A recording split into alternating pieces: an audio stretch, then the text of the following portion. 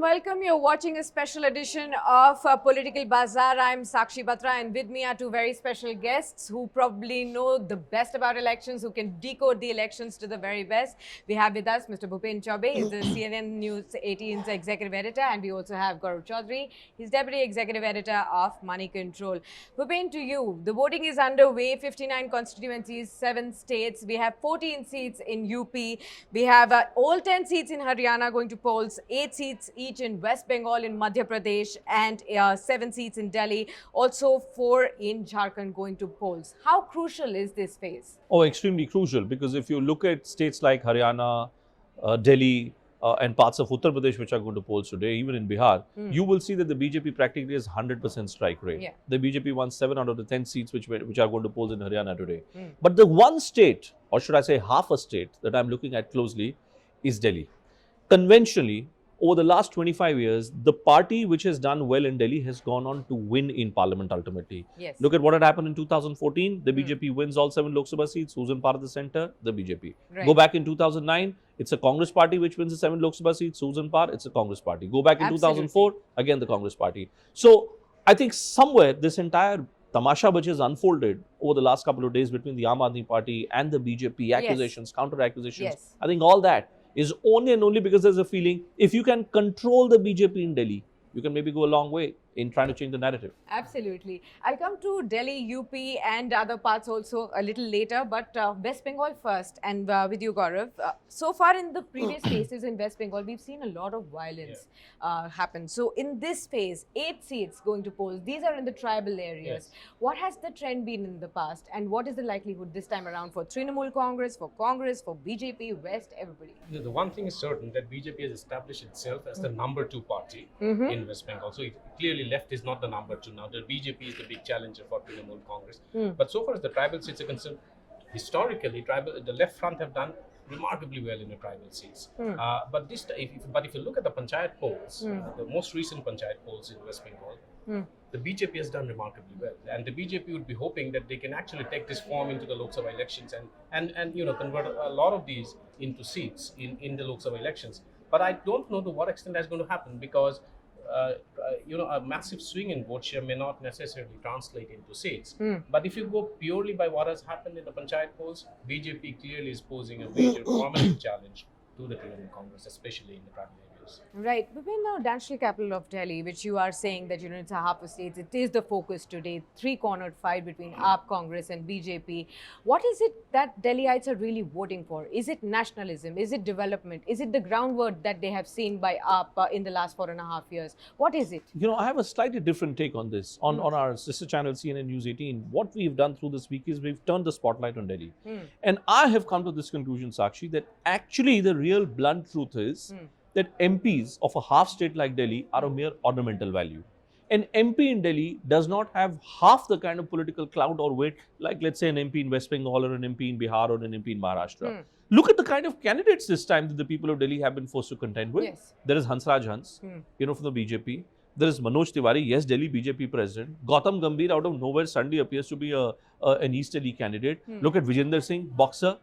Are we to understand that in a state like Delhi, which at one point of time was associated with the likes of Kedarnath Sani, NLK Advani, Right. Manmohan Singh, Absolutely. Vijay Kumar Malhotra, Madan Lal Khurana. Today you can't have 7 heavy duty, weighty political candidates. And we are talking about what is it that people of Delhi want? I'll tell you what, people of Delhi certainly want a politician with some heft. Only and only when you provide a politician with some heft can you then come to this second part of your question, which is that are people voting on national issues, are people voting on local issues? People, if they are voting on local issues, will be thinking about their nali, their sewer line, their gas pipelines, etc. I mean, this is about electing your prime minister. Who should be the prime minister? Should be a step through the kind of MP candidates who are put up. What are the kind of MP candidates who are being put up today? Absolutely. So that is an interesting point. Yeah, so I Gaurav. would, just to add on, just to ask Bhupen on, do you think the candidates actually has become increasingly irrelevant in this election? That is, in the real story of 2019 elections, I think for all your viewers here on moneycontrol.com, is that today, for the first time, I think since Indira Gandhi's time, you're looking at a scenario where who the candidate is does not matter. If you ask me, and I come from UP and I follow politics very close in the Hindi heartland, if you tell me, give me the names of the 80 candidates of the BJP in UP, I won't be able to tell you. Right. All that really matters is Modi. There is only one factor, there is only one man. Now we can agree, we can disagree. Modi is the hero and Modi is the villain of this show. So he is not allowed any other sentiment to grow around him, which is why this election is only and only around Narendra Modi. Only around Narendra Modi. Yeah, it seems, and I mean, it's not even in a presidential. It's not even a presidential kind of election. Exactly. It's probably a referendum on Modi. In a presidential kind of an election, you at least have two candidates. Here, you have only Modi, so it's a referendum Modi on Modi. versus It who? is, it's very interesting. If we spoke about it a short while back. Look at Shah Rukh Khan.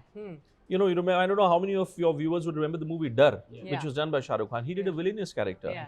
All his other chocolate boy hero characters came much later in his career.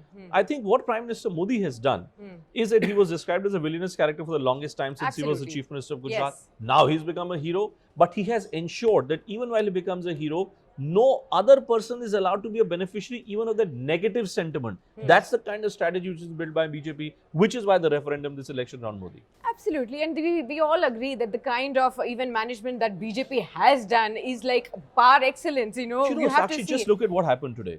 Just for a look at when Rahul Gandhi stepped out, and Rahul Gandhi was voting today in Turkabad area, Right. Turkabad Road area in New Delhi constituency next to Ajay Makan. And look at what had happened when Narendra Modi had gone to cast his vote for Amit Shah.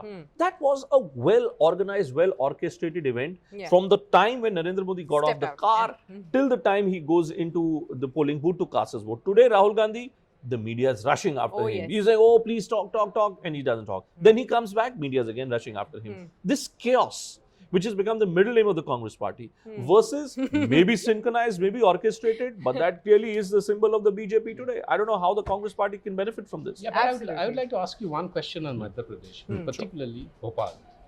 BJP has not lost Bhopal since 1989.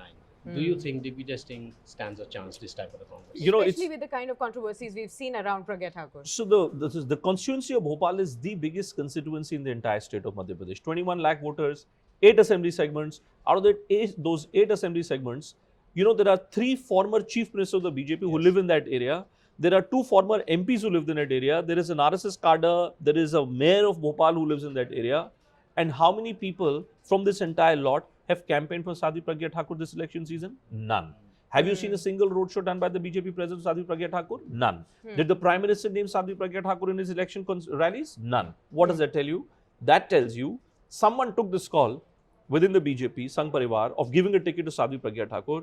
But obviously she is being used as a pawn, as a symbol to send a larger political message elsewhere. In that kind of a scenario, a man like a 2-term former Chief Minister Digvijay Singh, who has so many IOUs, he had a lead start when it came to the question of campaigning as well. I think as far as the battle for Bhopal is concerned, purely going by the campaign, I think Digvijay Singh certainly has a good chance today. Oh, he has a good chance. And then UP, I want to come to you, Gaurav, as well. And I want to ask you in the morning discussion that we had, you said it's the home stretch that BJP is going to be. And Purvanchal, that is where you also belong from. So I'll ask actually both of you, what is the chance of SP, say, Akhilesh Yadav, we have Menka Gandhi also, contesting from there. So what are their chances today? And, what do you think about the BJP today? What I think that in the last 2 phases, which are now going to polls, phase 6, which is going to polls today, and phase 7, which will go to polls on next Sunday, this is the critical eastern UP belt. The interesting part is that this is the area where both the BSP as well as the Samajwadi Party, both of them have very strong cadres. But this is also the area which is now the stronghold of Yogi and Modi. Oh, yes. The battle, though, is taking place between who gets the support of the poorest of the poor communities. Typically what is described as the economically backward class or the most backward class votes. It's a simple question. If this EBC, MBC vote consolidates around Modi, maybe because of his economic policies or maybe because of his right-wing tendencies, the BJP is home and dry. If this EBC, MBC vote does not consolidate around the BJP, that is when the Mahagathbandhan comes into play. At this point of time, I think as we move closer into this election, towards the fag end of this election now, if there is one state where the election has become national in nature, then that's the state of UP. In a national kind of an election, I don't see the advantage wildly swinging in favor of arithmetic. This is a great example of arithmetic versus chemistry which is playing out right now. So Gorakhpur, Phulpur and Azamgarh. These are the 3 cities that I want to talk to you about. So what I wanted to ask Bhupen is to what extent are the Samajwadi Party votes are transferring to BSP and vice versa. Yeah. Because for the Gathbandhan to be successful in the final analysis, when the vote count takes place, this consolidation is absolutely necessary. And in the by-polls, we saw that happening in Gorakhpur and Phulpur. You know, I actually traveled across that entire area, all the way from Gorakhpur, Azamgarh to Banaras, and what I saw is this, that there is a feeling that maybe the Mahagathbandhan stays till the assembly election, vote for them. But since this is a national election, there is a tendency which we are witnessing. The poorest of the poor communities, which typically would have been the caste-based vote. Yeah. You know, the Ahirs, the Nonis, the Teliyas, the Mallas. There is a tendency that this community is now moving above its caste preferences and voting as an economic bloc. Okay. If they vote as an economic bloc, the advantage lies with the BJP, not with the Mahagathbandhan. Absolutely. Thank you then, Bhupendra and Gaurav, both of you. Well, BJP had won 45 of the 59 constituencies in 2014. Will it be able to repeat this show is $1 million question. But as the day progresses and we are coming to the end of the phase 6 of polls, we are almost out with 486 seats out of the 545 seats. We are entering into the last lap of Lok Sabha elections 2019. If you've still not voted, you can still go out and vote. There is still some time left, and as we all say at Network 18, button dabao, desh banao. Thanks for tuning in.